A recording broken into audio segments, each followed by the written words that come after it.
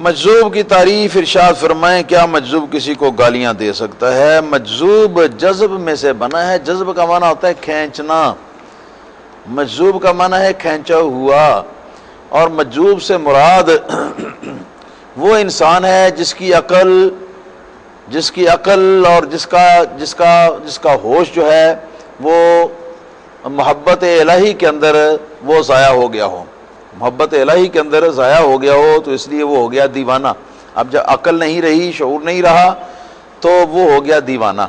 اب جب وہ دیوانہ ہے تو دیوانہ اگر کسی کو گالیاں دے تو اس کے اوپر کوئی گناہ نہیں، اس کے اوپر کوئی گناہ نہیں۔ اس دیوانہ جو ہے نا، تو دیوانے کا حکم یہی ہے کہ دیوانہ اگر کسی کو قتل بھی کر دے تو اس کے اوپر مقدمہ گورنمنٹ نہیں چلاتی، ماں سوا اس کے کہ اس کو پکڑ کر کہیں بند کر دیا جائے، اس لیے کہ کسی دوسرے کو قتل نہ کر دے۔ ہاں، ورنہ یہ کہ جس کو قتل کیا اس کی سزا دیوانے کے اوپر نہیں ہے۔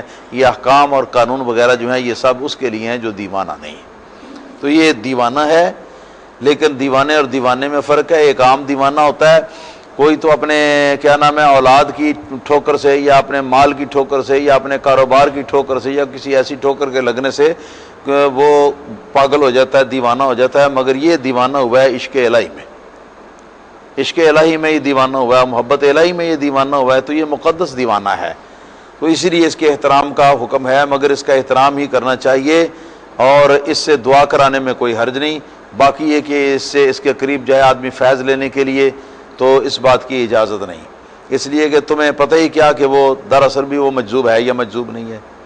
لیکن اگر وہ مجذوب نہیں ہے، ویسے پاگل ہے، تو پھر بھی اس کے حال پر رحم کرنا اور اس کو کھانے پینے کے لیے روٹی پانی دے دینا یا پہننے کے لیے کپڑا دے دینا، یہ ایک مجبور مخلوق کی امداد کے طور پر یہ بات اللہ تعالیٰ کی بارگاہ میں پسندیدہ ہے، اس میں کوئی حد نہیں۔ لیکن اس کو ولی بنا لینا اور غوث کتب بنا لینا اور اس سے یہ مطلب توقعات رکھنا کہ وہ بہت بڑا فیض دے گا، تو وہ نہیں۔ مجذوب جو ہوتا ہے وہ دوسرے کو فیض نہیں دے سکتا، وہ اپنی ذات کی حد تک ہی وہ محدود ہوتا ہے، دعا دے سکتا ہے۔